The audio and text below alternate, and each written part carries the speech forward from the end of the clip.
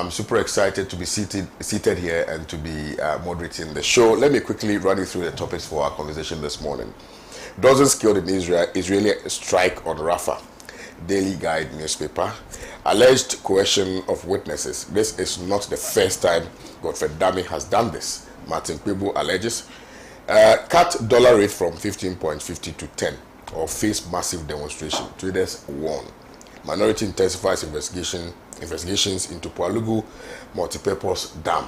I've been joined in the studios by Abu Bakman, who's a member of Movement for Change, and Madam 𝐊𝐎𝐿𝐻𝐷𝐿. Good morning. Good morning. Good morning, my brother. Thank you very, very much for joining us this morning. Let me apologize greatly to our viewers for the late start of the show. Due to some unforeseen circumstances. 𝐊𝐿𝐻𝐷𝐿 was here on time. Very, very early on time. It was yes, 7:28. Yeah, 𝐊𝐻𝐷𝐿 was here on time. Ebo hasn't been late, but he had a little challenge. So, yeah, that is why. But the NDC Central Regional Communications Officer is not here. Madam Gabriela Tete, we are still expecting her to join us. I'm sure she's stuck in some traffic. But let's go to Israel and Palestine war. Dozens have been killed in that strike on Rafah. Let me read a little bit of the story for our understanding. At least 45 people have been killed, including women and children, in an Israeli air strike on a camp for displaced Palestinians in the southern Gaza city of Rafah. The Hamas-run health ministry says videos from the scene in Talal Sultan area on Sunday night showed a large explosion and intense fires burning. The Israeli Defense Forces said it had killed 2 senior Hamas terrorists and that it was investigating the circumstances of the deaths of the civilians in the area. Foolishness. So only 2, because you killed 2 people, you ended up killing 45 civilians. Anyway, let me remind viewers that at some point in the show, I will activate the phone line so you can also share your views with us here. Let me remind you again that we're streaming live on Facebook, facebook.com/Pan-African Television, and we're also on YouTube. So for those of you who may want to watch us on those platforms, you can do so. Ebo, let me start with you. The man said they killed 2 and killed 45 civilians. So they are investigating why it happened. The whole thing the Israeli Defense Force, they said, they were able to kill 2 Hamas terrorists. But in the process of killing 2 Hamas terrorists, they killed 45 civilians. So they are investigating what led to the killing of the 2. As if to say that when you sporadically drop bombs, you'll be able to target where the... I mean, Kwame, the whole, you see, this Israeli-Palestinian conflict, I mean, it's something that has been on the table for quite a long time. In my view, the world leaders have not been able to, I mean, they've not helped in resolving this issue. I mean, I believe that this issue could be resolved easily if we really want to resolve. Because those who find themselves in position of influence, like the Americans, the British, and what have you, whatever that is going on there, they seem to have interests, hidden interests, and so they would want it to continue the way it is going. Other than that, I don't see why this should persist to the extent that now, I just read somewhere that now they want to control the Rafah border, and they want to take the control from the Hamas people and place it in the hands of private American security, and so that they would be able to control crossing of arms, and also what they call goods that are not supposed to cross the border. And it's quite unfortunate that the world leaders have looked on for this particular conflict, to travel the way it has. I believe that no human life is better than the other. The blood that flows through that little child or that leader in Palestine and also in Israel are the same blood. And so if anything has to be done in respect of making sure that this conflict comes to an end, at least we should have I mean, this morning we should have discussed some issues that are exciting, issues that have to do with, how we can make progress as human beings. But if every morning would have to, or every other day we'll have to be talking about issues of conflict here and there, especially with this particular one, it's quite worrying. And so those who are in charge, those who have been in charge, especially Americans, I mean, if there's anything they can do to help resolve this issue, they should do it so that the people of Palestine, the Palestinians, would have their peace. It looks as if a bigger brother and a big brother and small brother are fighting, and the small brother seems not to have the support he's supposed to have. So he's always at the receiving end, and for me, it is not good. It is not good. All right, thank you very much, Hajia. Yeah, good morning to you, Uncle Kpebu, and our cherished viewers out there. Kwame, it's sad, May this Israeli-Palestinian issue, I don't know. At times, if I even see it, I don't even want to talk about it, because world leaders have failed the world, let me put it that way. Because if you sit down and watch the way people are being killed in Palestine, then you ask yourself, I was even telling you about, and I'm wondering why the Palestinians are still there. Because it seems when they kill them and bury them, so the next time they, right? I don't know.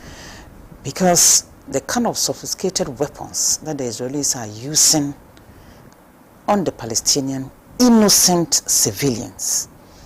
You were targeting 2 Hamas leaders or something, and you ended up killing 45. Now you're going to investigate. I don't know if the investigation, they're going to bring back the life or what. But people are not being punished for wrongdoings in this world. Because we have the UN. You go, they will talk, and then maybe there are sanctions against Israel. Some other group will either abstain or maybe use their veto power to maybe push down whatever punishment they want to make on Israel. So I'm not sure there's fairness. The other day I was talking to somebody and I said, what is this world? There's no fairness in this world. And they say, oh, do you think even there's fairness in the kingdom of God? And I said, I know, and I'm sure there's fairness in the kingdom of God. That is why he created us to use our senses. If not, Kwame, I don't see why, as Kpebu said, the Israeli fight is still on. And then we have a prime minister in Netanyahu who doesn't value human life. Meanwhile, when they said they were taking him to the court of, is it The Hague or something? And he's international criminal, and he's ranting, saying that why should they take him there? But you see, I don't know how this matter can be resolved, because I think we saw the Yasser Arafat and the Aaron Sharon, all of them. Yeah. And during the Arafat era, you could see some kind of sanity in the Middle East. Before you realize, then there's a problem again. So what are world leaders doing? What are they doing? Are they going to sit down? Israel will come and tell us every day that we're targeting 2 people, able to kill 2 people. But is it mistakenly or what? Kill 45. Why? You see, if you see some of the pictures or the footage at the Palestinian side, you see an innocent child sitting somewhere alone, just eating leaves. He or she doesn't even know what is putting in them. So why are they not seeing all these pictures? Are they all not seeing these pictures? What are the human rights people in this world? But when it is about gay and lesbianism, people will come out and be talking as if that is more important than the lives of the Palestinian innocent children that they are killing. Especially look at the way the women and children are suffering. In every war, that's why we are always calling for peace. In every war, it's the women and children who suffer. So I think the world leaders should be up and doing and make sure they broker peace between the Palestinians and the Israelis. History will guide us. They know the right thing, so they should do the right thing order to bring peace in that territory, because it's sickening. Even if I'm talking, I don't even know where to start. It's a bit confusing and very disheartening. Thank you very much, Adi. You're still watching the news segment here on Pan-African Television. My name is Kwame Owusu. So may I remind you again, we're streaming live on Facebook, YouTube. So share your views with us via those platforms. Now there's a story that is on Ghana Web attributed to Martin Kpebu in relation to the disputation that is ongoing in court and the other ancillary matters flowing from the case thereof. I'm sure you are aware of the ambulance saga, where allegations have been leveled against the Attorney General for allegedly sort of engaging a witness for the purposes of securing a conviction against the minority leader. The statement was made in an open court, and so it is a matter that, you know, obviously everybody is talking about, and clearly all of us ought to talk about, you know, the matter as well. Now, in a twist to the story, Martin Kpebu is alleging that is the attitude of the Attorney General. That is who he is. That's how he conducts himself. That is how he deals with matters, and therefore we ought to, I think that he needs to be investigated in relation to this particular matter. Let me read a bit of the story so that we can understand why Martin Kpebu is on the AG. Renowned private legal practitioner Martin Kpebu has called for a public inquiry into the actions of the Attorney General and Minister for Justice Godfred Dame following an accusation of the Attorney General coercing a witness in the ongoing trial of the minority leader Dr. KCL Atuforsen. According to Kpebu, this is not the first time Godfred Dame has engaged in such an act, citing events in the case between the state and retired Assistant Commissioner of Police ACP Dr. Benjamin Agozo, who was one of the accused persons in the coup d'etat plot trial. He claimed that the Attorney General told him that his client ACP Agozo was not guilty of any crime, but was just added to the list of accused persons. He made the point that a public inquiry is needed to get to the bottom of the allegations against the Attorney General. Continues to say that, quote, that the Attorney General is not a witness in the case. So after Jakpa, the third accused in the Atuforsen trial makes a statement, the Attorney General would not be called into the witness box because he's only a lawyer. That's a prosecutor in the case. So the court cannot fully resolve the matter. Quote, so if we want to hear from the Attorney General, there must be a public inquiry per Article 278 of the Constitution or so. This issue is very serious, and it is not the first time. The Attorney General went on Joy FM on May 4th and lied that Maamitiwa Adudankwa Yoko boss had fully investigated the Siliadapa case and did not find anything against the former minister. Not knowing he had instructed one of his subordinates to write to Tiwa that the investigation could be started, but it was not needed. So he lied. He said in Tree in an interview on Onia TV. He added, the same thing happened in my case with ACP Dr. Benjamin Agozo. The Attorney General told me that Agozo had done nothing wrong, but I've just added him. How can you destroy someone like this?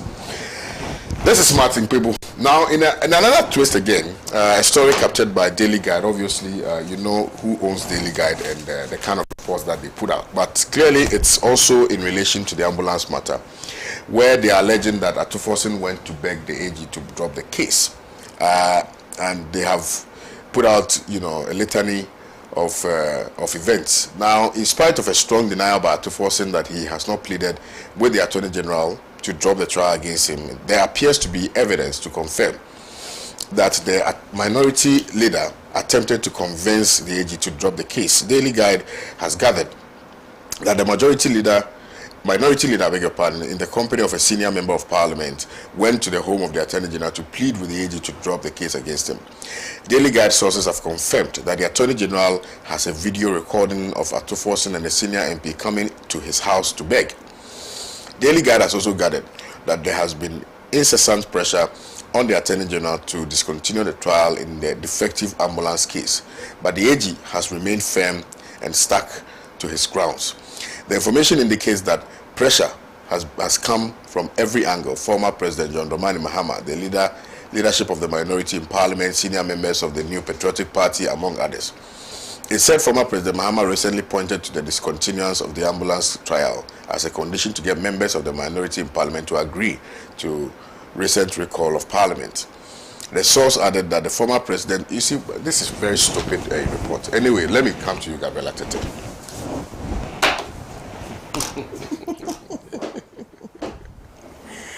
You see, there's propaganda. I'm a journalist, right? And I do political communication. That's my mainstay, right? So there's propaganda. But you don't do propaganda like this. You are seeking to rope in the former president into a matter that has nothing to do with him. For the purposes of what? And so far, they've also not been able to show us any evidence because of you see, at all force. I am sorry I flared up, but sometimes when I see these things, and you see, Daily Guide is not just a mere newspaper, regardless of whether or not we know it's an MPP paper, but it's not just a mere paper. It is a paper that has been around for a long time, and I think that they should be able to do what is right. Yes, you can do your propaganda. Yes, you can do the bidding of the AG, but roping in somebody, it's like me having an issue with Gabriela and I rope in Madam Hajia because Madam Hajia is friends with Gabriela. You know what I mean? I mean, it doesn't make sense. It doesn't make sense. You are saying that Atuforsen has come to beg you to drop the case. Give us proof. Exactly. Where is it? Exactly. Let me say good morning to my co-panelist and to yourself. Sorry for coming in late. I have transport issues as usual. And a good morning to our viewers. The twist and turns in this Atuforsen Japa AG ambulance saga for the last but before you even go on, maybe 5 days. Oh, before you go on, maybe we don't know the gravity of what the Attorney General is alleged to have done. Maybe as a country we just don't know the gravity of it. No, I think that, you know, the party will have a press conference on it today at 2 o'clock to be led by Chairman General 𝐷𝐞𝐰𝐬𝐩𝐚𝐃. So I will plead that we all stay tuned and wait for the facts to be put out there on NDC's position and what really is going on. I am not interested in NDC's position. I'm interested in Mr. Jakpa's position, because NDC is not a party to the suit. No, Mr. Jakpa is a party to the suit. But Atuforsen is a party to the suit. Yeah, but and Atuforsen is our minority leader. Yes. Atuforsen is our 16-year standing member of parliament for AE. Granted. Former chairman of the Central Regional Caucus. Granted. So he's but not a small party member. This is a matter between Mr. Jakpa and the Attorney General. But Atuforsen is also in this case. Atuforsen is mentioned, but the press conference is about not just about Japa and what happened in court on Friday. Right. It's about laying bare the facts of this whole ambulance issue. Proceed. And when the orders were made, what process we went through, and how we got to the courts in the first place, and how we got to last week, is it Thursday or Friday? Now your communications department is thinking. When this matter started, you should have done all of this in the beginning. But proceed. Proceed. Now, let's have a morning show. We are having a morning show. This morning, I don't know what happened between you and Amanda. You look so upset, but it is what us at the table who caused you this morning. Oh no, there's nothing. So, so I'm just concerned. Let's do political communication. I'm just concerned that you were late. It's the driver, so they use their imagination to beat them up and do all kinds of lungus. I don't want to talk tantrums, so I just keep quiet and enjoy it. You know, because you have to go and fix my car first, Charlie. This thing has to stop one way or the other. But let's stick to the ambulance issue. Proceed. So I think that the twists and turns have been quite murky this last 1 week. It was a trial that was going on quietly. People barely followed what was going on in that trial until the surprise popped up last Thursday, Friday, during the examination of Richard Japa. And from what I gather, it wasn't even the AG who was doing the cross-examination. He just went and told the man that he should speak the truth. And I'm not a lawyer, so I don't like to go frontal on legal issues, because, as I said, the technicalities will be lost on me. But the basics that I've picked up over the course of time, I'm told that in a court you don't coach a witness, and you don't also tell a witness what to do and what to say. But in the court where the AG tells a witness that you should say the truth and you should do this and you should do that, the courts have their own way of interpreting that and what that means. And then also when a witness also comes out to confirm that he has met a party to, or a lawyer in a suit, in a conversation, or has had interactions and conversations with somebody who is suing him and is telling him that I want you to deliver your responses in this way, I want you to indict this person, I want you to incriminate this person because this is the person that we really want to jail. I think with all those things, for me, even with my basic law, are just wrong. And what has happened over the last week, no wonder there are a lot of legal luminaries who have waded into the conversation. Yesterday I was listening to Mr. Ansasari of the former law school and a partner in Asari Chambers and Co. And he was of the view that in actual fact what has happened, the AG should be just made to step aside. Exactly. He should hand over the case to the chief prosecutor and just excuse himself from the trial. As I said, my legal knowledge is very limited, so I can't go deep into technicalities of these matters. But what has happened has shocked everybody. We in the NDC, we've always known that there was an agenda to incarcerate Arthur Forson for whatever reason, so that the NPP probably can use it as a bragging right in their campaign to say we've jailed the minority leader of the opposition NDC. Or just like how you put Judge Crescent on trial over issues that today we are in Parliament and as a country. The Supreme Court made a statement recently about the people who can hold dual nationalities. Judges, directors, all kinds of officers that have now said can hold dual nationalities, and yet we are in court over Judge Crescent because of an issue of dual nationality. So with this past year, for me, this whole legal tussle and stuff, it's been very interesting. But the persecution, political persecution, I understand that it's part of the politics and how we do politics in this part of the world. But for me, when you jumble up accusations against people which are not true, and then you seek to incarcerate people, putting somebody in jail, or even taking somebody who is innocent before the law courts, and then proclaiming them guilty and putting them in jail, it's not mean a small act against people's reputation. So, you remember during the Cotton trial under President Kufuor, when they jailed Mr. Kpebu and Co. You remember that issue? Yes. They had to fight for their liberties to come out. But at the end of the day, their reputations were at stake. You remember what happened to the late Victor Salome? Yes. He unfortunately even died in prison because he fell sick in prison. You know what happened to lawyer Chanuchi Kata? He also was in certain on some occasions he also had crisis. He was actually incarcerated. He was incarcerated, all right, but he had health crisis during that process, and there were times that everybody even feared for his health. You know, I'm not saying that if somebody does something wrong, you let them walk free. I will personally oppose that. But what the point I'm making is that when somebody does something wrong, you go to the process, you punish them. When somebody has not done something wrong, you don't jumble issues and then falsely accuse them, because their reputations on the line. There are all kinds of issues on the line. And how we do politics in this country, distance, I don't know, maybe in distance, I'm not a political novice when it comes to distance. But hey, everybody and how they do their politics. But the point of the matter is that this whole thing that has happened over this last week is just wrong.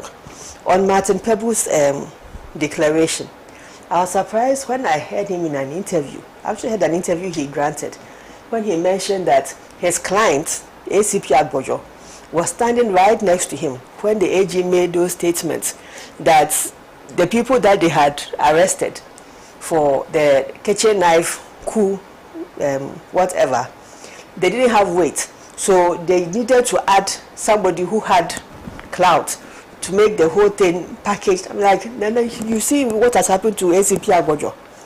Such a brilliant man in the police service. Ruined him. Exactly. And now he's left the force. The police service has lost a great talent. At the time when he was even defining to us the repercussions or the implications of what the Constitution has created between the executive and the police force, a lot of the things he was saying had not even come to our attention yet as a country. But he in his video that went viral, that brought him to the limelight, was making the point to all of us that the position of a vice president who is the chairman of the Council of Police Service and all these people that are appointed and their role on the police service creates conflict of interest. So it's something that we should look at. He didn't do that presentation because he wanted to cast a slur on government or anything. It was just to create an awareness that if the police service is undergoing a transformational process, we need to look at the structure of the service, the leadership of the service, how it relates to stakeholders. And these are the issues. Why do you use something like that against an individual? Because some people have gone to organize a kitchen coup, a kitchen knife coup. It wasn't even a kitchen coup, a kitchen knife coup. So a lot of these things that happens in our politics, like I said, some of these things I personally don't want to get myself involved in them, because anything that you lie on somebody or you set traps for somebody or those things is no good area for me. But the point of the matter is that let the facts come out. Today, as I said, the NDC will hold a press conference, and then we'll raise the issues of what really transpired in the procurement of the ambulances. I know Japa personally, and when this issue came up in I think it was even before, when the NPP was bringing in their 275 ambulances. I knew that NDC had done something on ambulances, but I didn't know where those ambulances were. So I was tracing where that procurement was, and it led me to Japa. And I asked him what happened to the ambulance, and he told me the story about the ambulances, that they had come and they were at the port, and the ancillary part were in the containers, but the documents were with the Ministry of Health, and the Ministry of Health doesn't want to clear them because they said there are 200, the request was for 200, and they need 275 for their constituency project, and they are not coming to give a contract to an NDC contractor to make money.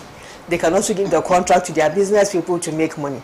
So the whole consignment thing was now stuck in the middle of politics. I don't want, and in the middle of politics. But there's a financial loss implication to the state if you go with that approach. You understand? Because we've bought those ambulances, and this is the NPP that is saying that I was on the platform with Hajia on Friday when one of their communicators even referenced those ambulances as matchboxes. And I got really angry about the whole thing. In northern Ghana, the equivalent of what's it called, Northern Development Agency or Northern Development Authority procured tricycle ambulances. You know tricycle ambulances? The small tricycles. Aboboya is a little truck, the four-wheeler. Oh, you know the small tricycle. The Kpebu, or whatever they call it. No, there's another one. The one they used to carry water. Okay, I don't know that one. Oh, when you go to the rural areas, they use it to cart farm produce and offer transport services. Okay. Now, there's a containerized one. I have two in my house I use for storage. That is what they've converted to ambulances. And that is what the NPP has supplied as ambulances. But you will reference proper ambulances, vehicles, caravans as matchboxes. But you don't see these tricycles as matchboxes comparatively.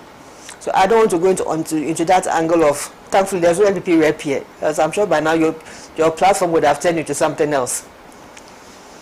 Those ambulances are critically needed in this country. That 275 ambulances that Ghana's government supplied, that they think that we should clap for them because they've done something astronomical, and nobody should come and repeat to me, what did your government do? That mediocre argument, I don't want to get myself involved in. When you look at constituency, Kwame, in Central Region, like Awutu Senya East, with a population of almost 600,000 people, and you are telling me that they need one ambulance to 600,000 people. Does it serve a purpose? There was a time I was campaigning in Infantiman constituency in 2020 elections, and there was an accident along the Cape Coast Road, and they had to use ambulance to transport victims. The one ambulance kept going and coming and going and coming and going and coming, and I was just sitting at a rest stop because we had just come back from the grounds and I was very tired. So I was at a rest stop and I was just watching this same ambulance go back and forth, and I said to myself, you see how mediocre we are as a country. A constituency as big as this needs more than one ambulance. It should not even be something that you should do politics with. It is about providing health care to people, and not just small tokenism, and then we make so much noise about it as a country. Aside this Infantiman ambulance thing, look, for the last 3 weeks, I don't know what is happening on the Cape Coast to Winneba Road. Accidents. Mankesim Winneba Road. Accidents. Almost every other day, there's a report of an accident. There was an accident that happened to KK Fosu. No, KK Fosu. Okay. There was another accident that happened about 2 months ago. The victims were lying all over the place. A Ghana ambulance service ambulance was passing by, got there, stopped, and told the people who had gathered there, no, somebody has hired it, so they have to go and deliver that service. And they left. Some white and black Americans, tourists, who had hired a Toyota Hiace and were going to castles in Cape Coast, saw the victims, and they put them in their van and took them to hospital. And when I got that message, the first thing that popped through my head was, so why couldn't the ambulance service people even send a message to, I'm sure they will have a national platform or something, where they can inform people that an accident has occurred here and we need help as first respondents. Why couldn't they even send a message that they should send messages to nearby constituencies or communities who can release their ambulances to come and offer those services? Nothing. It took tourists to help them to go. So for me, this whole thing about delivery of healthcare and ambulance service is not something I want to do politics with, because this is an issue that we need to solve as a country. The ambulance service system that we have here is weak. It's terribly managed. When my mother died, you said that something about the fuel. When my mother died, my mother was on admission at 37 Military Hospital, and they were sending her to, she was in critical condition. So they did the calculation how long it would take to send her to 𝐀𝐅𝐑𝐈 for a scan and bring her back to 37. They had done all the calculations. So maximum 30 minutes. Maximum was, I think, 1 hour or so. Minimum 30 minutes. They have to bring her back. When we go to 𝐀𝐅𝐑𝐈, I realized that the driver and the girl on the ambulance were behaving very funny. So I didn't follow my mother with the doctors. I turned back and asked them, is there a problem? Then the girl was like, we want to say something to you, but please don't be angry. I said, but why will I be angry? What happened? I thought something had even happened when they were coming. And they said they want to show me something. They turned the ignition on, and the fuel gauge light was on. And there's a case that the doctors in 37 have done the calculation, so that if we had driven on an empty, more like an empty ambulance in traffic, and this Ghana traffic here, when the drivers decide that they will not let you pass, they will let you pass. If they want you to pass, they'll give you way. If not, every minute counts. And imagine you are driving in this traffic, and then the car just runs out of fuel. What happens to my mother? And I'm not just saying because it was going to happen to my mother. Talk about everybody else who uses the service, who has to go through the same thing. What happens? And then thankfully there's a Goil filling station around Bema Camp Road. So we quickly gave them money to go and fill their tank so that they could at least get back on time and take my mother back to 37. But as I said, we need to find solutions to Ghana's ambulance service system. It's not the tokenism and the carnivalism, the carnivals of commissioning 275 ambulances when there is a need for these services on the road. And we could do far, far better as a country than what we are doing now. Just trying to do politics and leaving those ambulances sitting in the middle of nowhere at the average of the weather. It's not just about these ambulances. Currently, wherever those ambulances are, they are in this country. The parts, the accessories that they claim that the ambulances came like cargo vehicles, the accessories that are supposed to be fitted inside to make them full ambulances are in a container sitting in Temahabo. From what I've heard, even some of those vehicles have now been vandalized because we did not use them. We did not use them for the purpose for which they were brought in because of political expediency and for whatever reason. All right, thank you very much, Gabriela Tete, for that thought-provoking analysis on this issue. Let me come to Hajia, and then I'll end with Kpebu on this subject matter. Ladies first. We're talking about this ambulance. For me, it's good. Gabriela said she doesn't want to do politics, even though, you know, she's very clever in doing politics and pretending not to do politics. But you see, life is at stake here, whether we like it or not. As for the Martin Kpebu saying this or that, I'm not interested in that, because I think he's also doing politics, because his words against the Attorney General's words. Right. We've not heard from the Attorney General. And the Japa case, you see, if we don't look for competence, if we don't look for people that can deliver no matter which government is in power, we'll keep on speaking about this same issue every 4 years or every 8 years. Ask me why. Because every political party, when they come, they want to enrich their businessmen and women. That is the problem. Because if, let's assume without admitting that even the ambulances were not fit for purpose, what can we do to improve it? We have 275 constituencies.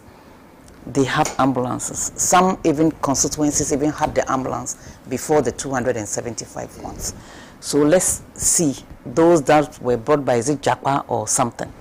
Let's look at it if it can serve any purpose. Or maybe we'll charge the price that we're giving to us was more than that. Then we can look at it and value the ambulances that were brought, even though to me, I don't know whether it's a different ambulance, because I see something like is it a cargo with a truck behind it? I don't know whether that's the same. That is on your dog. That is not the ambulance. And so that's what I'm saying. I don't know whether it's a different thing because I've not seen it. Those are the mobile clinics. I don't want to talk about something that I don't have the pictorial view of it. I don't like it. So now, VW vans. If whether they are even VW or Toyota or whatever, but it can serve Bichar Tanga or Klinyum or Dalong or something. You look at it. You see, you look at that first. But you see, I was telling Gabriela the other day, I don't even know the Japa. She was the one who mentioned that it's an NDC businessman. You see, that is where the problem is. That is where the problem is. But okay, even if he's an NDC man, but he is bringing goods that can help the nation. What's wrong with that? But between those two parties, whether we like it, that is the game they are playing. That is the game they are playing. But what is it helping the nation? Because look, all the vehicles is almost 8 years or 7 years. Do you think they can be strong as they were brought about 6 or 7 years ago? That's what we should be looking at. Affordable houses, who built it, who didn't build it. Let's look at how we are going to, because governance is a process, it's not an event. But we've taken this issue, NDC, MPP, NDC, MPP, and then things are getting worse because those ambulances can serve communities. But whether we like it or not, it can serve communities. Let's value the ambulances that were brought. Were we supposed to pay 1,000 and we're charged 3,000? Then we can look at it. We can look at it because at the end of the day, if you are not careful, they'll come and even auction it at 30 cedis to people. As I'm hearing an MPP communicator speaking this morning in Bono region, that some trucks of the assembly are being auctioned or something, and they are against it. They will not allow that to happen. That is being a citizen, not a spectator. In Nigeria, you heard about those 3 lawmakers, young boys, or young men, when they were given the SUV, they said they don't need it. Why? Because there's poverty in the northern part of Nigeria. This is how we want the young men and women in this country to be fighting. Not to come to a house and say, have you seen the number of cars I have? Or houses that I've been able to buy? You see, if you take wrong money that are supposed to serve a community, to enrich yourself, and one person dies, it will haunt you. It will haunt you. You see, we should stop thinking this is NDC person, this is NDC, MPP. If we don't stop that, Gabriela, whether we like it or not, it will be difficult for us. Because all the 2 parties, they are guilty of it. They are guilty of it. But you see, this AG's matter with the Attorney General, I read somewhere too, he was in his cousin's house. Or was it the Attorney General was in? It was in one Supreme Court judge's house. And then the Japa man came there. The AG didn't even know that he would. So the stories are just coming every day. So we need, NDC are coming to have a press conference on maybe the ambulances and maybe what they know about the story. The AG too have to come out clear and tell us what transpired at the meeting. What happened? Were you ambushed? Because some stories are saying that he was at my own brother's house. This was a Daily Guide report yesterday. No, I didn't read the Daily Guide. Okay. Me, I'm reading the net. Me now, I don't buy papers. Daily Guide reported this yesterday that he was invited by a Supreme Court judge. That's the AG. Yes. But he was there, and then the Japa man came. And the Japa is a cousin to the Supreme Court. So I nearly said the Mangana. The matter is something. So I think the AG must come out and tell us what transpired. And then there's nothing wrong with somebody going to have a plea bargain with any, because the laws are there. If maybe I'm guilty also, that is why I'm saying some of the laws rather protect the mighty in society. Because maybe if you go and steal banchi and body, you go 6 years. But somebody can maybe have a problem. They give plea bargains there too. No, they don't. Still planting. No, they don't. That's what I'm saying. The law seems to favor, quote unquote. You understand? So for me, if even Honorable Atufosin went for that kind of arrangement, I don't think it is anything. It is bad. No, but it's because of the way the MPP and NDC are playing politics around the whole issue. So even to think about it is difficult. To have a sound or maybe clear mind about it. So let's allow the law courts to deal with this matter. And if maybe we'll look at the whole issue and realize that maybe the Attorney General cannot be the one prosecuting this case, but there are other, the prosecutor is there, yeah, apart from the person of the AG. So that we'll have a fair trial. Let's look at the merits and demerit of the. You are the lawyer. We are just excuse me. We are just speaking just because we don't know the law. Why is it that there is so much noise around this issue?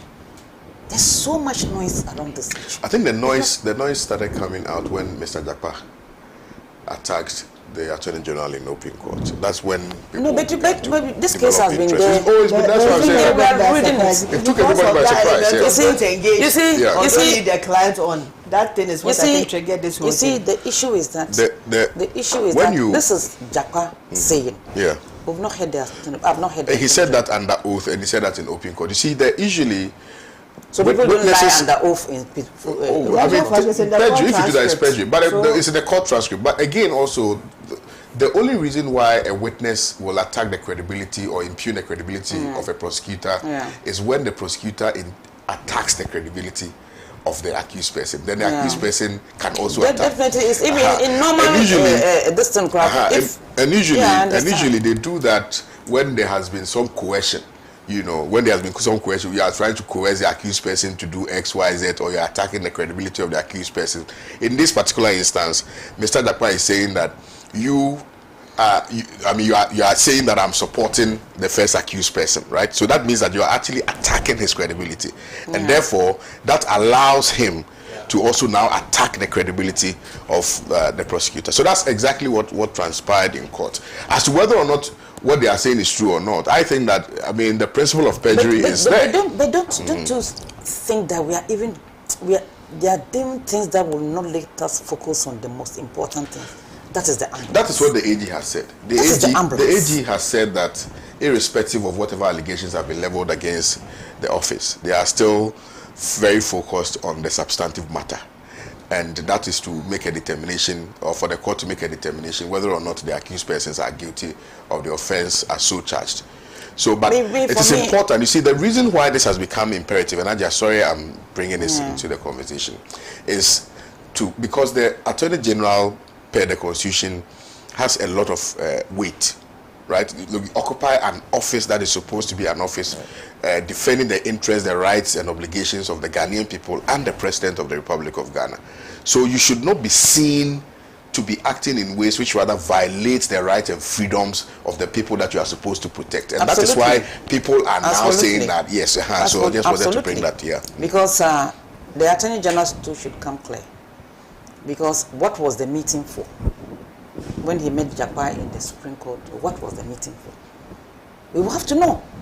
Is it true that Mr. Jakpa wrote letters to the Attorney General's office? Let's see the letters. You understand? Let's see the letters. And I'm saying that even if it's the Jakpa who is trying to have this plea bargain, I'm not against it. Yeah, absolutely. I'm not against it. But since it's part of the law. The only challenge is that when you go for plea bargain, it means that you've admitted guilt of the offense. Yeah, that you are guilty. So let me. If I'm guilty, and I have a way out, of course. Like Atu, not this Atu, the other Atu, the capital Etienne. But he pleaded, and he was even giving so much this thing to maneuver, pay this, I'll do that, until he was jailed, isn't it? So it is something that is done. It is not a surprise to the Ghanaian people. For that matter, people will be surprised. Maybe if you don't know, you'll be surprised. Why is it that this person is guilty and he's even having the chance to even sit and sort of bargain on how things will be done? You understand? Because I prefer us getting this thing for the community to use than leaving them to the mercy of the warder. That is my stand. Because whether we like it or not, we will pay for that money, money that was used to buy. So what can we do to put it into good use? You understand? What can we do to put it into good use? And then I'm not saying they should discontinue the case, but maybe if Mr. Jakpa supplied us ambulances and charge us more than what, then we'll look at the difference and maybe forced to retrieve it. That we are making progress. But if you just say that we are going to drag on, you go to jail, and then maybe the money is sitting somewhere. After some few years, the person is free to come in. So it's rather we have to find a way of utilizing this supposed matches both in court, as Bella said. Then getting some amount from the contractor who brought in these vehicles. I think that would be more better than us dragging this case for 7 years, 8 years. Meanwhile, there are some places that need even tricycles to convey pregnant women from a deprived community to the health post. That is my position. This private segment here on Pan-African Television. My name is Kpebu Other Matters. So we are streaming live on Facebook and on YouTube. So if you want to join the conversation, you can do so. Also, let me remind you that at the tail end of the show, I'll activate the phone line so you can also share your views here on the morning show. Now, let me come to you, Ebo Backman. And in your analysis, maybe you may want to also consider a purported report which was put out by Daily Guide yesterday in relation to this same subject matter, where Daily Guide in their report said they were trying to lay bare the facts, you know, of what actually transpired, and it is in that report that I got to find out that there was a purported meeting between the Attorney General of the Republic of Ghana and the Supreme Court judge. Mr. Solomon Owusu was here yesterday and said that the name of the judge must be put out. And why? Okay, well, so I don't know who the judge. Who is that? Okay, well, I don't know who the judge is. I don't know who the judge is. I've not seen the name yet. Because Mr. Solomon Owusu is saying that, does it mean that the AG oftentimes meets judges in their homes to discuss matters before a final determination is made? That's Mr. Solomon Owusu's question. And I think it's a very legitimate question. But what actually struck me in that report was the admission by the Attorney General that there was a call that was made to Mr. Dakpa when his lawyer was not reached in relation to some adjournment. Now the question then becomes, if you are an Attorney General or a prosecuting officer in a case, you are not under any obligation supposed to call an accused person in that same matter. You have to call if you want to speak to the accused person, you speak to the accused person through their lawyers. So it gives credence to the assertion made by Mr. Dakpa that indeed you placed calls to me. You get the point? Aha. So once you've placed calls to me, then Mr. Dakpa is at liberty to tell the Ghanaian people that the calls that you placed to me was not in relation to any adjournment, but it was in relation to, I'm sorry? Like coercion. Coerce me to do X, Y, Z. So that is where we are now. But Hadia also makes a very fantastic point. Hadia said, listen, these are just tangentials. The substantive matter that ought to be dealt with is how we can put those ambulances to good use. And I tend to agree with them 100%. But beyond that, how do we get to that finality? How do we ensure that we rock the boat, you know, in a manner that will allow all of us to rather put the ambulances to good use rather than to vilify and witch hunt people for the purposes of gaining political capital? Please. The question is, what wrong has the ambulance done? No wrong. So the ambulance itself has not committed any crime. Somebody is purported to have done something against the state. Mm-hmm. And so the ambulance in question cannot be returned to wherever we brought them from, isn't it? That is so. And we are also not using the ambulance. Mm-hmm. I mean, certainly, even tricycles have purpose. And so there's something wrong here. That the politicization of the issue is, for me, what is worrying. That is why, Kwame, I tend to agree with Hadia that these two political parties are not helping us with the way they are playing the political game. There are issues that are to be dealt with. And let me begin my submission properly, or underscore it with, for me, the three cardinal principles of rule of law to a lawyer. If things in this country will be done in accordance with the principles of rule of law, all these things wouldn't, okay. If we allow the law to be the supreme law that is supposed to be, and not certain individuals putting themselves as the supreme, as people above the law, if we allow equality before the law, where every Ghanaian will have, you know, equal treatment before the law, and that some people will not be treated differently from others. If you people will be accountable to the law and not to their appointors, and not to certain, if you like, men and women of influence in the country, I believe we will go a long way as a nation when it comes to administration of justice and or in determination of what is wrong and right before the law.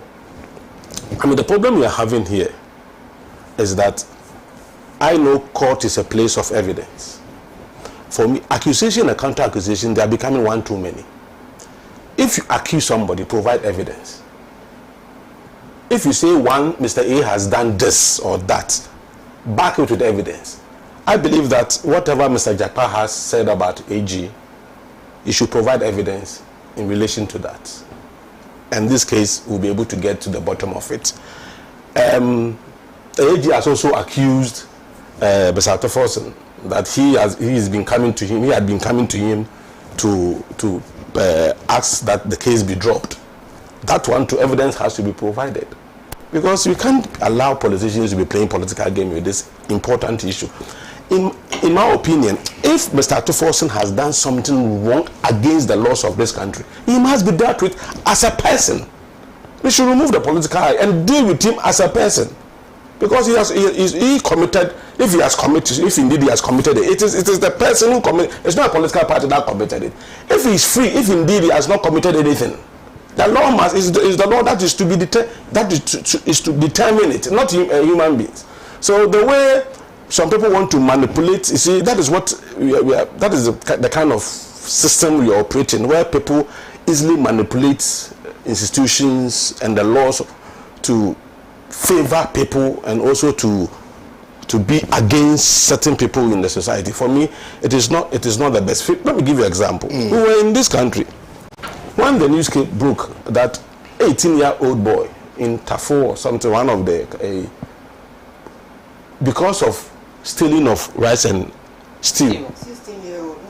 16, because he stole teacher's rice and stew and mobile phone and maybe some cash. He was given 15 years, right? 15 years. Wow. Kwame, 15 years. And the case happened in April.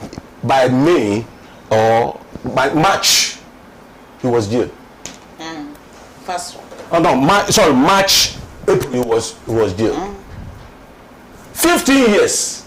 A small boy like that. Rice and stew.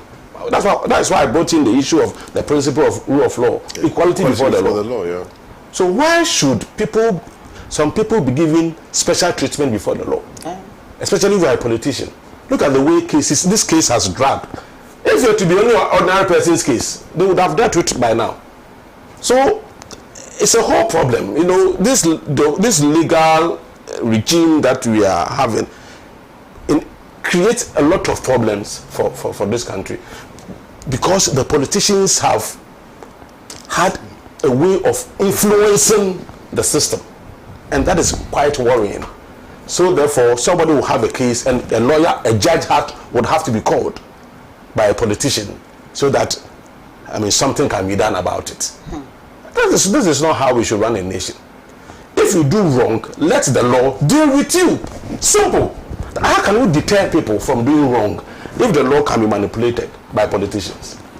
Because they themselves, they know that some of the things they do, they are subject to being put before. No, it's just the principle of clientelism. And again, it goes back to how even judges are appointed.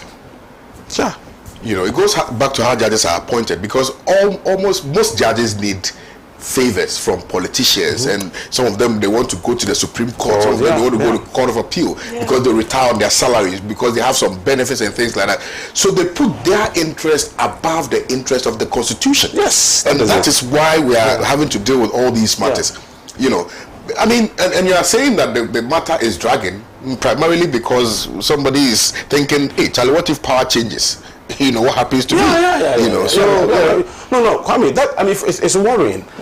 You see, Kwame, we can only develop as a nation social justice if our judiciary is able to play its role effectively in checking the executive arm of the government.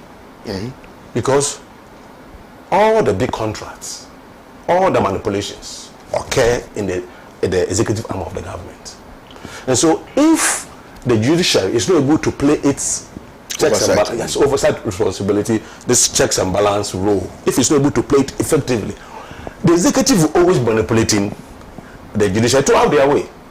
And that is what is happening. As you rightly said, the system where the Chief Justice can openly be praising the president, it will never happen in some of advanced countries the way she did. It will never happen.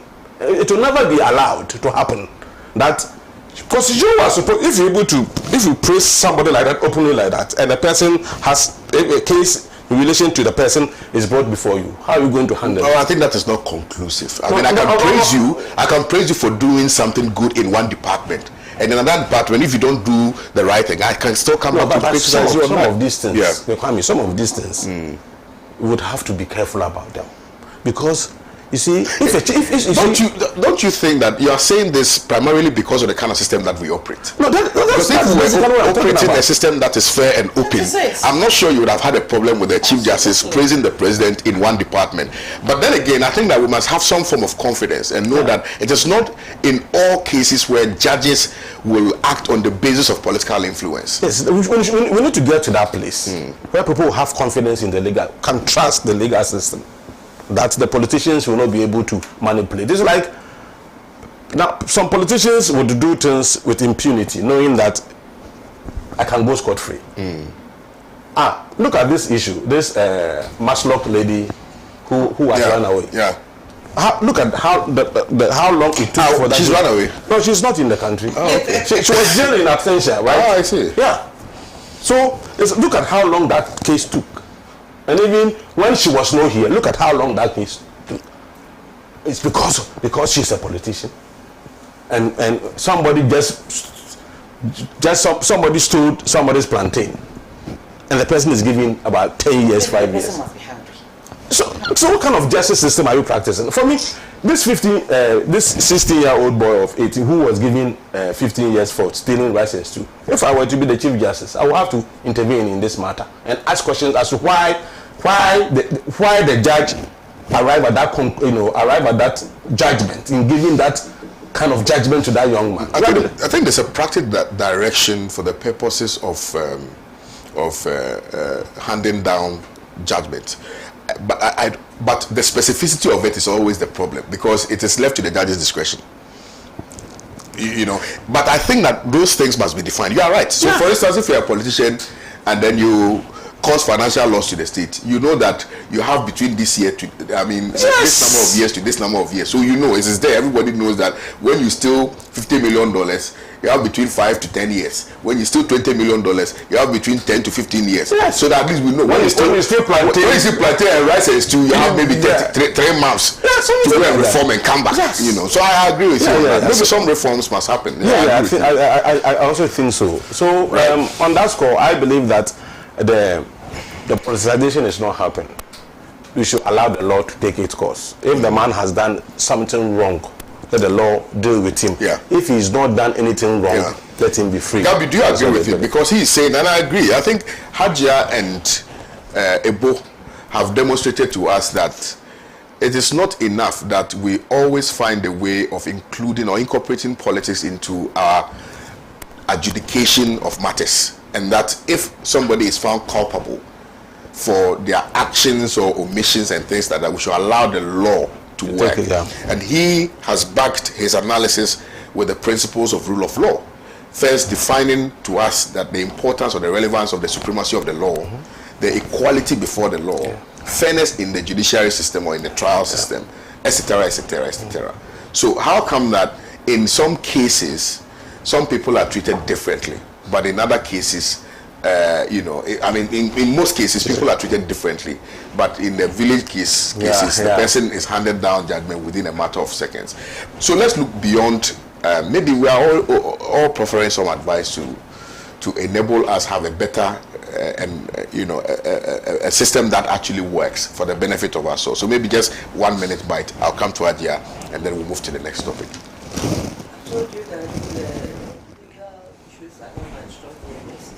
Oh no, this is common sense. The law is actually predicated on common sense. You started your submissions with quoting the rule of law and all kinds No. Even the rule of law is not verbatim. I was only trying to rehash. I think I've heard on countless occasions that they say the law is what the judge says it is, isn't it? How does that expression go? That is what they say, but the law is what the law says it is. And I've also heard an expression, they say the law is an ass, or something like that. People are thinking alike. All right. I've told you on countless occasions that personally, when it comes to issues of law, I don't really follow courts. We take it in a different direction. All right. But how can we make it better? I think that there's been a lot of advocacy about legal reforms in this country. But for me, I'm going to focus it on political interferences. Perhaps, but why is that the case? Because you're a democracy. And democracies are governed by rule of law. And so in the democracy, the least they tell you go to court. So the court determines almost everything in democracy. But here's my take on this issue. I think that fundamentally the problem really is actually wrong with how we understand democracy. Because over the last few weeks or months, I've been having some internal conversations. And I think that as a country, our democracy is not governed by principles, actually. Because if that was the case, how can a party in opposition that campaigns, I'm against corruption, I'm against this, I'll protect this, I'll do this, I'll do this, and then the party comes into government, and that's worse than the first that they said they were better than. And then nobody is able to hold anybody accountable.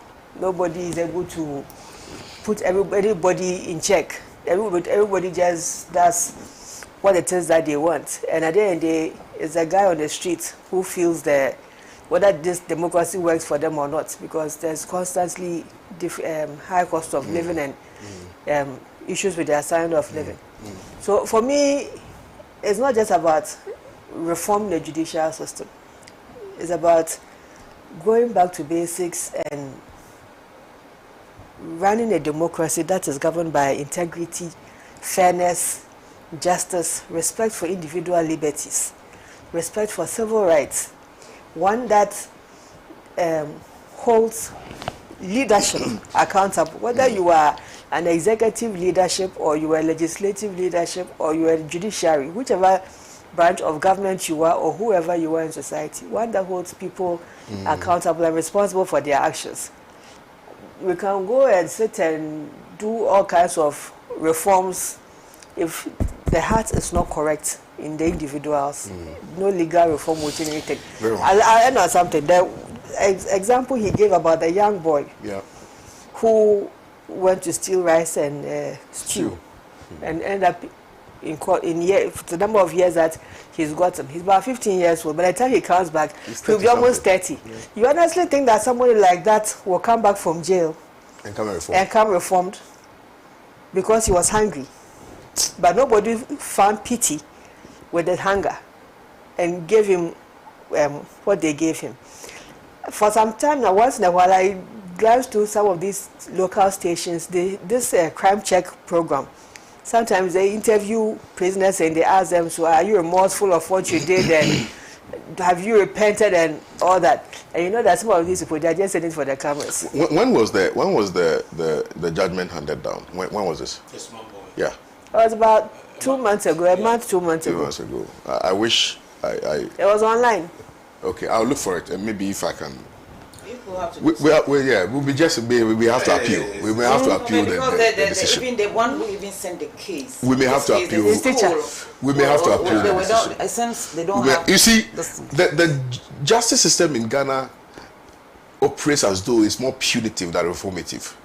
That's the perception that we have. You know that it's more of punitive measures rather than reformative measures, which, in my estimation, is very foolish. That it must reform people and not be seen to be punishing people.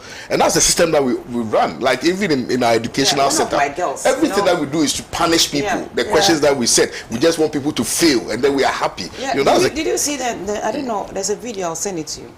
When people were going to graduate and then one of their tutors said he had a letter from, is it Singapore or something?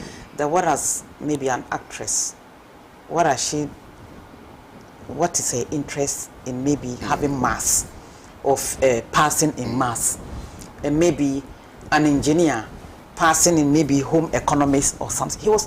I'm just giving I'm paraphrasing what he said. And you could see some sense in what he was preaching to the young people. Because somebody will fail maths. Hey, we're failing maths. We're failing English. So you see, that kind of thing, it even dampens the spirit of the young people. It dampens their spirits. Me, I had a girl who didn't have maths. If I tell you, Manan, I had a maths or English, she didn't get it. But look, he's now a lawyer. When I said, just go and write it, and it will surprise you, we're living in a Shoma estate. he will come to Nima, the community, they organize some classes. And we'll just pay, is it 20 cedis that time? And then he had an A when he wrote it, or is it a B? And I was still not called to the bar 3 years ago. But because of that mass, he delayed for 1 year before entering the university. You see? So it's sad. The kind of system we will bring there. But you see, look, you saw the video of the Chinese too. Even at age 3, they were learning how to cook. Fixing this, fixing the bed. Our people, it is something. So I think we should look at our educational system and look at our legal. We just generally have to look at legal system. Yeah, you see, Gabby says something, and I'll let you have a bite on that, Haja, as you are submitting. You know, she spoke about the fact that we should really look at the basics of our democracy. Sure. So I just Googled. I said, what are the principles of democracy? Then it says sovereignty of the people, equality, freedom, representation, accountability, separation of powers, majority rule, protection of individual rights, free and fair elections, rule of law, transparency and openness, participation and inclusivity, protection of minority rights, independent media. Goes on and on and on and on. Sure. Yeah. You see, the other day when I was talking to somebody, he said, oh, they are the CPP a party dada. So I asked the question, is self-determination party dada? Self-determination. You mentioned rule of law, isn't it? That is the justice system. That nobody should be above the law. We should all be equal in the front of the system. But you see some kind of maybe pampering of even worse offenders. And then punishing somebody who will go and just still watch it and steal just because the person is angry. And I don't know the judge who sat on that case. Kwame, I'm happy you say some of you will look at it. I think we have to look for justice for this boy because he was hungry. He was hungry. And you see, if we have a system where most of the young ones will just throw their hands in, it is dangerous. It is a sign for all of us to know that we have the chance to come and sit on television because some people decided that they will endure the kind of challenges that they are facing. But some cannot. Some will take arms. Some will rebel. Some will do things that will make us not even feel like coming to sit on television. That is a situation we don't want to find in our country. We don't want to find that situation in our country. So I think it is very, very important as politicians, we should be guided and guarded by the way we behave, by the way we even speak. Because if you are going to be in politics because you want to count the number of land cruisers or houses that you are going to own, you have no business there. And then you are sort of angering people that maybe you're teaching with, or maybe you're walking on the street of Kumbungu with and other things. Because politicians in Ghana, I think they fancy, not just politicians, but people in this country, they fancy riches. And we don't question where those riches were. That's how you define success. We define success by material wealth. Let me read a few messages and then we'll go around again. Good morning to you, Kwame, and to your panelists. I salute the male panelists on your show. He is the kind of person you should be bringing on board to discuss sensitive matters like the ambulances saga. Politicians only come to say things that will make their political parties feel good. From James in Winnipeg. James, I don't think that they have been partisan on this platform. I think that all the panelists have been very patriotic on this one. Greetings to KOD. Please ask Adia what she meant by that mangana. Adia, this one you're not on your phone. Explain the mangana to us. We want to know what is it? What is mangana? Who is that? Tell me the person's name before I respond. The person didn't add his name. No. I'm suspecting. And you know the funniest thing? Going through the person's messages, it's like the person only watches Tuesdays. Because I've seen a previous video where it said, greetings to Haja and Gabriela. The person only watches on Tuesdays. So this one you have to respond to the person. No, you see, I was making a submission. Yeah. And I wanted to say, like, if I say something, like going to mention, and I nearly said mangana. Mangana means a bad word. No, it's not. Okay. No. Okay. Mangana is like talking. Okay. I nearly said this. Okay. All right. Okay. That's but if not. Good morning. Can you please? I can't say a name. Then bad. Okay. Good morning. Can you please ask the Ministry of Gender, Children and Social Protection and the School Feeding Secretariat when they plan on paying our 2-term salaries? They are also threatening to take over schools belonging to caterers who have not been able to start work in this academic term. Meanwhile, salaries haven't been paid for the last 2 terms. Thank you. We will ask. So is that for the? Do you know something? Do you know something? This school feeding for the contractors. This school feeding. Suppliers. This school feeding. Maybe I don't know or the caterers. You see, this school feeding thing. We have to be very, very careful when we are doing things, especially the caterers. I'm told when you go for the contract, it's in your contract. If the government is not able to give you this for 1 year, they sign and say yes. They say yes. And then, now there's monitoring, because I'm talking because of my experience, what I've learned in the Upper East. Some of them don't cook, but they will write they have cooked. And they'll get the money. So there's kind of some inventory taking place. So some of them are not happy. So they'll send such statements. We know. And then let me tell you, that is why from the beginning I said, if this water is meant for a particular community, and you, because you have the power, you put some chemical that will affect their health, with accountability they will come. Accountability they will come. Politicians, we have to be very, very careful. We don't have a democracy in Ghana. It is a useless buzzword. What we have in Ghana is a kakistocracy run by kleptocrats. If Ghanaians don't express their anger against these criminal kleptocrats, we won't have a country anymore. This one is from Ibn Wahab in Tamale. Kewadi, good morning to you. There are some basic questions we need to ask the AG. Why has AG not rather prosecuting the implementing ministry like health ministry for supervising wrong contract terms and specifications? Why has the AG persisted and insisted on prosecuting former deputy finance minister when the finance minister Kpebu himself testified in court that he gave Atuforsen the permission and delegation to Atuforsen? Why is AG insistent on prosecuting the case on financial loss when the company which delivered the ambulances said they are ready to refund the money if the contract doesn't meet their specifications? We can only conclude that this case is nothing but political prosecution. Good morning to you, Mr. Kwame. NPP and the NPP and their AG are gradually becoming a threat to the health sector per many instances in the health sector from COVID-19 era. If Godfred Dame had enough evidence, why is he delaying to put it out? Because Mr. Jakpa asked for his accusations against the AG to be put on record in open court. The office of the AG and Godfred Dame's reputation and integrity is at stake. God is exposing the NPP and the AG for the lives lost that the abandoned ambulances could save. I'm Anthony Ahoto from Dowenya, Ningo Pram constituency.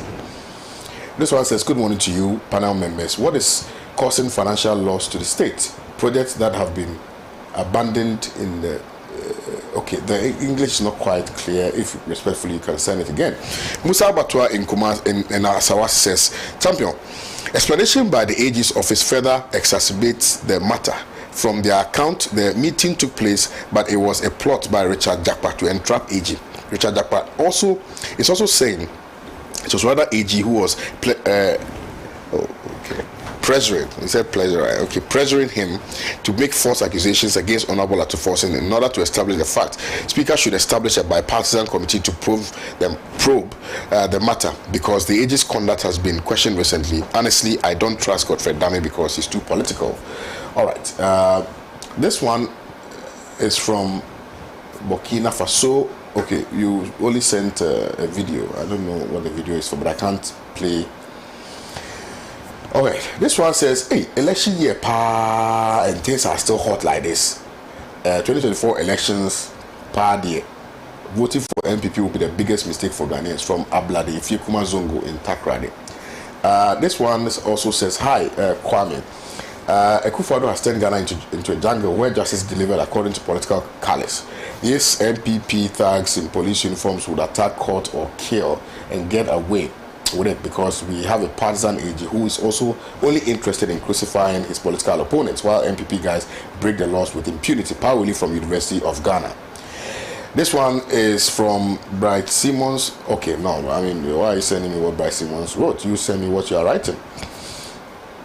Kwame, assuming without admitting that the ambulances were not in good condition or met the specifications, what exactly is the best thing to do? Interesting how Saglemi just came to my mind.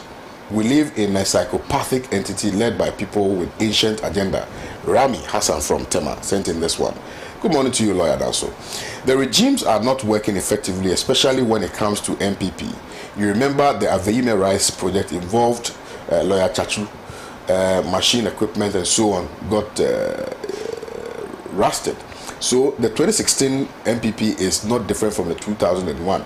And likewise, the MPP to come, I wish God would bring Solomon-like leader to give us a relief.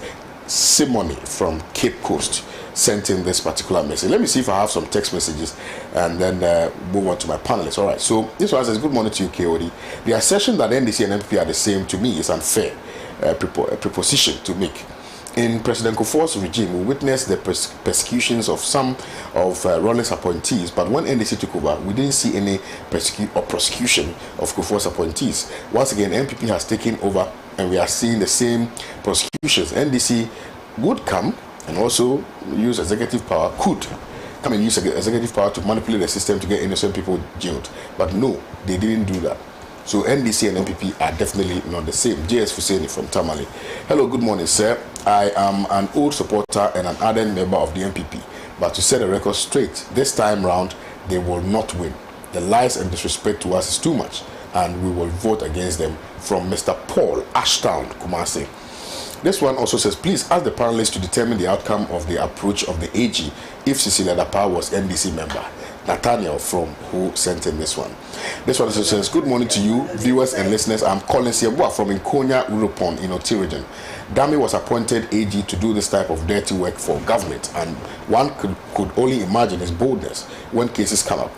And if there is a change in government, I want to suggest that all cases he has prosecuted should be reviewed, because many innocent people might have been guilty of such schemes.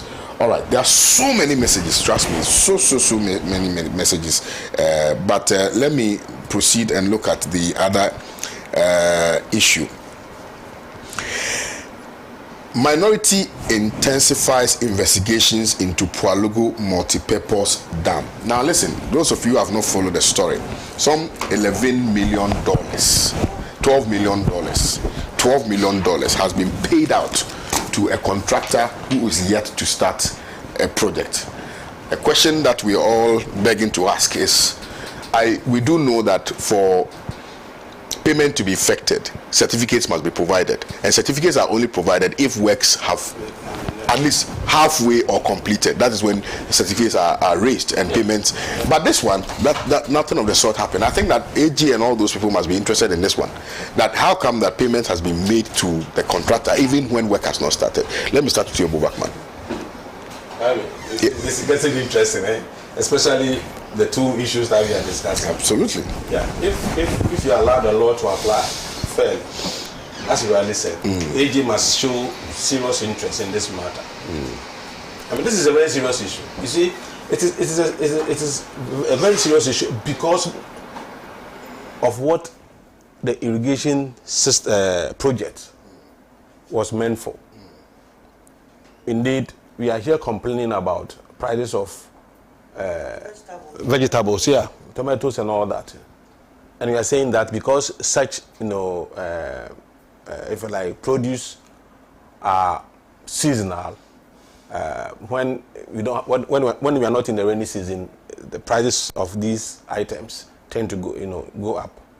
What it means is that the irrigation project was meant to solve this problem of making sure that we have all year round production of this foodstuff and vegetables and all that.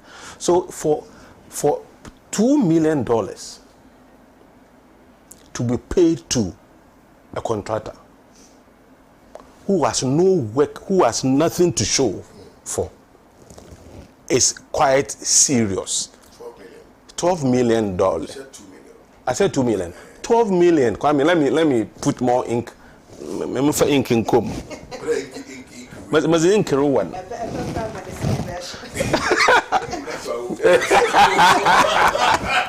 So no, time 15 or 16. Charlie?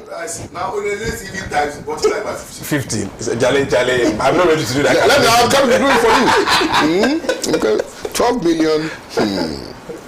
Oh, proceed. Yeah, so I'm saying that, yes. And this is, you see, interestingly, this is the same project to the year 2000, prior to the 2000 election. The vice president was questioned on this Pugu project. And he said it's been done. I don't know whether you've seen that video. He said that project had been done. Maybe. $12 million. Project has been done. The Pugu. We've not seen the interview. Oh, is that, no, they said that it was that one. I'm always. So you know. I'm saying the vice president is on record to have said that that project had been done. And he said it's the biggest project of the government in the north. Has been done. That is what. Unless I see it. Okay, I can show the video For after the here. purposes of clarity, 12 million United States dollars equals 175 million. That can reduce our debt. Million. 525,440. We're good maths today. No, who's the contractor? Who is the contractor? Chinese. So Are you sure that 12 million. Are you sure the Chinese is the contractor or the Chinese the alter ego of the contractor? So if there's something that is called causing financial loss to the state, this is the real causing financial loss to the state. And we expect the law to take its course appropriately. Very well. We don't want any discrimination. Thank you very in much. This case. This one says, good morning to you, Kwame, and your panelists. Please tell Comrade Gabriela I would love to meet her at her office. Please ask her to give me her number. John from Winneba, thank you. John from Winneba, when you are asking for my Rebecca's number, you have to be very careful. Kelly, loving your show this morning. Regards to Hadia Amdat Ibrahim, she's a good mother. Gail Jacob from Nigeria sent in this one. Hadia, you have some love from Nigeria. This one says, indeed, there are bad nuts in every group. But Hadia can't bundle all school feeding caterers as she's trying to. No bank wants to credit. No, he said no bank wants to credit us because we are owed 2 terms. Draw the ministry's attention, please. You said you wanted to clarify something. No. The person was saying that maybe you don't understand their plight. So the person is rather appealing to you to draw the ministry's attention. Okay, we'll appeal. Okay. But my point is that, you see, they have gotten the opportunity. Some were removed and some were brought. You understand? This thing, school feeding thing, has its political. It's a political thing. You understand? All right. Whether we like it or not. Yeah. And then I said that some of them go to sign it. If I know I cannot do something, I'm going to put myself. Times I had, and I think the lady in charge of this school feeding is from the Savannah region. So if she's saying we should pay, she's my kid sister. From here, I'll call her and tell her the people are saying no. All right. Very well. Because it got to a time that they said because of the Mrs. Kwashiga's demands, they paid some people when that, and then that accountant, you have to change signatories because I went to inquire from the beginning. And this explanation was given to me, but I think it's about 4 months now. Indeed. That explanation was given to me. So since is it he or she has, I'll do because it is our duty to draw the attention of the people. On the basis of that, let me stay with you on the Pugu matter. Yes, the Pugu matter. Yes, I think I don't know whether it's you or Ebo who said this is an interesting story because if it's anything at all. This is where the AG must put his eyes on. Let's chase our money. Right. If it's a Chinese company, I'm not sure a project can be, we can give money for a project to start before we start issuing, maybe raising our certificate and whatever. But I don't know the kind of, because it's a dam, a huge one of course. I don't know the arrangements. Maybe the contractor needed some money to start or what.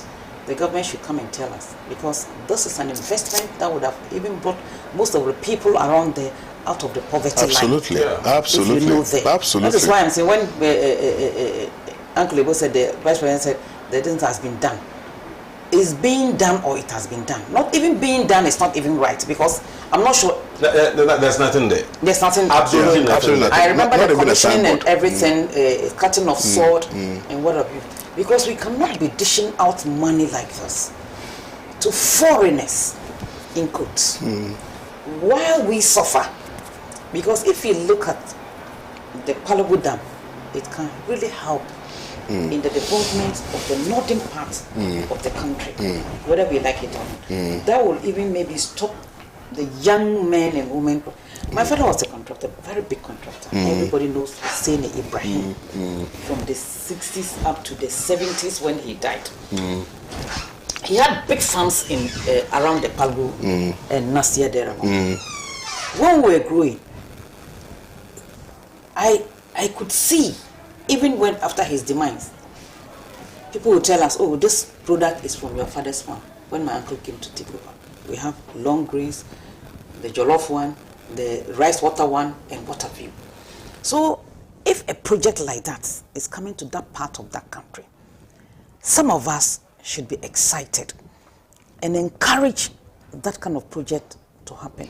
But if there's a stoppage and there's this quantum of money given to a contractor, and I've not seen anything, nothing going on there, I think it is time to speak to the authorities, those who are in charge, those who signed the contract and gave the $12 million to the contractor.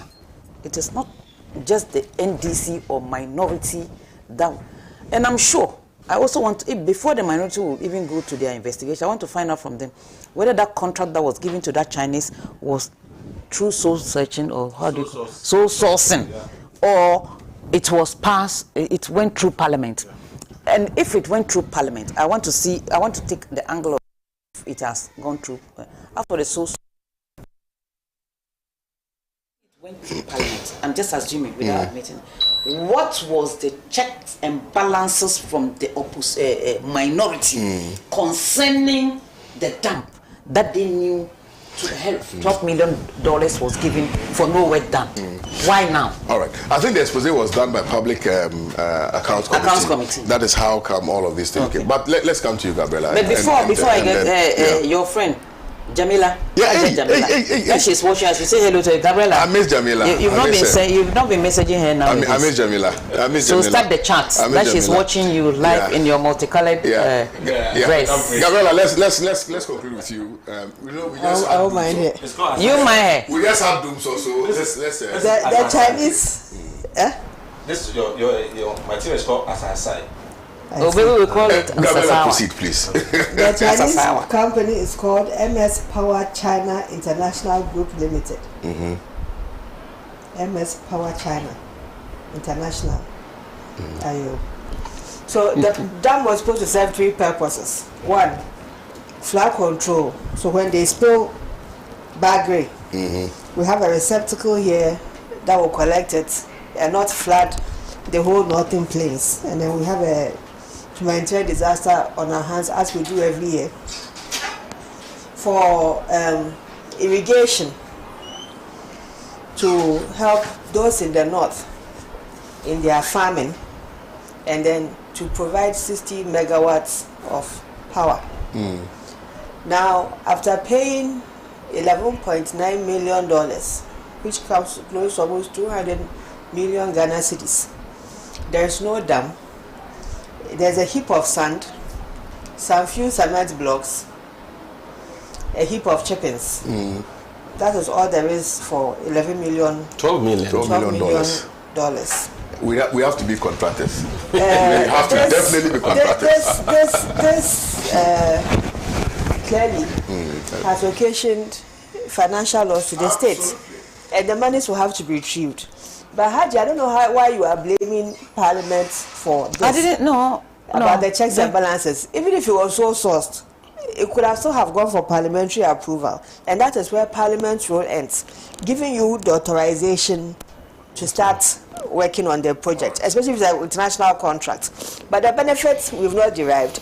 The project non-existent. The NPP, after assuring us that it was existent in 2020, now tells us that they could not construct it because of financial issues. But they expect that all other projects in this country that have been given out to business people to finance and build, that one, it should be easy for them to raise finance when they have ruined the economy. Case in point is the Boanka Inland Port, which they could also not get the money. But what's it called? They brought the money. Government was not ready to accept that money. They had to take that money back. Then government now goes and gets GPHA to come and buy shares, which money is paid to a contractor who does not have a valid contract with government. As for this MEP administration, what they have done with contracts in this country, when the NDC comes, as part of the transitional measures, there'll have to be a whole committee to review government of Ghana contracts given under NPP. I agree. The justice system in Ghana is corrupt like any other institution in the country. The judges, clerks, the system, everything seems wrong. They are always on the side of the government and the rich. It is one of the state institutions I personally don't trust because of their conduct and my personal experience, open bias and corrupt. This one is from Bernard 𝐾𝐅𝐿𝐷𝐻𝐃. KOD, the records are there for everyone to see. Can you name one incident when the Supreme Court or any court has ruled against this government? I hope you heard what Mr. Kandapa said. This from Edward Dugbaja. Money Accra says we are on a slippery slope where every appointee of the ruling administration is now liable to prosecution. Well, thank you very much. Alhaji Haruna Ashaiman says, KOD, good morning. The AG's behavior is a scandal that we should not allow to be thrown under the carpet. Godfred Dame should be sacked without further delay. Alhaji Haruna sent in this one. Evans Blaze said, hey, Gabriela, so you there alive? Then this one also says, good morning to you, Ghana. We are really having religious groups. Are we really having religious groups and leaders? If yes, then we must be educated by religious leaders and societies to be civil, human, God-fearing, and stop the killings, for we are all the same people and a product of the same God. Said John Paul, former SRC tattoo. Watching you live, clear inside Indianapolis, Kumasi, Tanaso, Kesbin Junction, the main location. Keep up the good work. Ima Kwedoga says, hello, good morning, hello. Finally, Kwame, I am a sad young man in this country, breaking my back to survive, only to hear that the government has done it again by doling out $12 million for a project that hasn't started. As what? Mobilization? Kwame, how does a government pay a contractor such an amount to use as a bank guarantee for a project the same government has awarded on contract? Pugu is a dangerous scam because it doesn't make sense. Kwame, we are suffering as young men and women in this country. Rami Hassan from Tema sent in this one. Well, thank you very much, Rami, for your message. This one also says, I saw, okay, why party like CPP will not help NDC fight for Ghanaians? They are not showing love at all. Man on the streets sent in this one. Good morning to you, honorable panel, for today's discussion. Good performance indeed, very good performance. Pugu issue is so serious. There are many other seriously dangerous issues. Ghanaians, let us wake up and build our nation. Adia, I love your presentations. Gabi Tete, I wish to meet you one day when I come to Swedro. Evangelist Dan Inkum sent in this message. Gabi, why you live in Swedro? KOD, why not play the video in which Baumia spoke on the completion of the Pugu Dam for Hajia? You have the video, play it. This will only enrich the program. The producers, I don't know whether they are listening or they are not. But I thank all of you very much indeed for your time this morning. A big thank you to you, Hajia, for your time indeed. Thank you, Ebo Backman, for your time, and thank you, Gabriela Tete, for your time this morning. But the biggest thanks goes to all our viewers for sticking with us this morning. I appreciate all your messages and your views. Keep on watching Pan-African television. My name is Kwame Owusu Danso. You can call me Champion KOD. I will see you guys tomorrow. Have a nice day. They didn't say shout out to Jamila. Oh, shout out to Jamila. Jamila, they say on